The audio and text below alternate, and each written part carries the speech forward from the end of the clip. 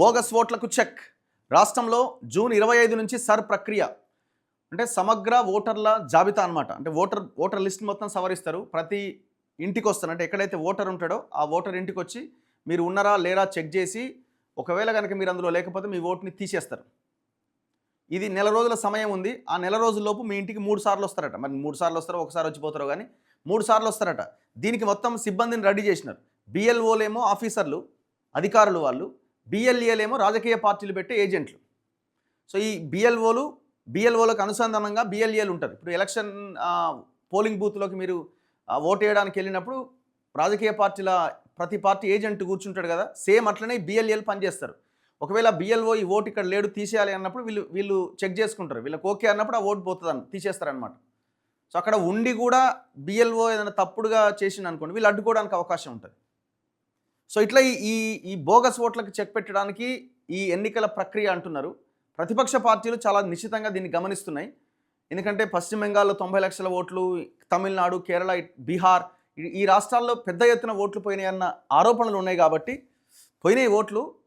Election commission ఏం చెప్తుందంటే మేము చాలా పారదర్శకంగా చేసినాం, లేని ఓట్లే తొలగించినామని ఎలక్షన్ కమిషన్ చెప్తున్నది. లేదు అని అపోజిషన్ పార్టీలు చెప్తున్నాయి. సో ఆ సిచ్యువేషన్ ఇక్కడ రాకుండా ఉండడానికి ఈ సర్ ప్రక్రియని విపక్ష పార్టీలు, కాంగ్రెస్ కానీ బీఆర్ఎస్ కానీ మిగతా పార్టీలు తెలంగాణలో నిశ్చితంగా గమనిస్తున్నాయి. నిన్న సనత్ నగర్ సమీక్షలో కూడా కేటీఆర్ ఒక రివ్యూ చేసినట్టున్నాడు. కాంగ్రెస్ వాళ్ళు కూడా చేస్తున్నారు. బోగస్ ఓట్లకు చెక్. రాష్ట్రంలో జూన్ 25 నుంచి సర్ ప్రక్రియ. అక్టోబర్ 1వ తేదీన తుది ఓటర్ల జాబితా. ఇంటింటికి బిఎల్ఓలు, ఓటర్లకు ఎన్యూమరేషన్ ఫారాలు, నిరూపణకు 12 రకాల గుర్తింపు పత్రాలు, సందేహాలకు 1950 టోల్ ఫ్రీ నెంబర్ అట. మీకు ఏమైనా డౌట్స్ ఉంటే 1950 టోల్ ఫ్రీ నెంబర్ కాల్ చేయాలన్నట. 3,39,00,000 ఓటర్లు తెలంగాణలో ఉన్నారు. మహిళలే ఎక్కువగా ఉన్నారు. రాష్ట్ర సీఈఓ సుదర్శన్ రెడ్డి చెప్తున్నాడు. సో మీ ప్రతి ఇంటికి వచ్చి ఈ ఓటరు మీరు ఉన్నారా లేరా అనేది చెక్ చేస్తారనమాట. సో చాలా జాగ్రత్తగా మీ ఓటు ఉందా లేదా చెక్ చేసుకోండి.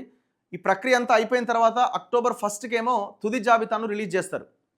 జూలైలో, ఆగస్టులో ఏమో ఒక జాబితా బయటకు వస్తుంది. మీరు అందులో చెక్ చేసుకున్న తర్వాత మీరు అభ్యంతరం వ్యక్తం చేసి మీ ఓటు లేకపోతే కావాలని తీసేస్తే, సో దాని తర్వాత అవన్నీ అయిపోయి మళ్ళీ కొత్త ఓటర్లు ఇవన్నీ నమోదైన తర్వాత అక్టోబర్ 1 తుది జాబితా రూపొందించబడుతుంది.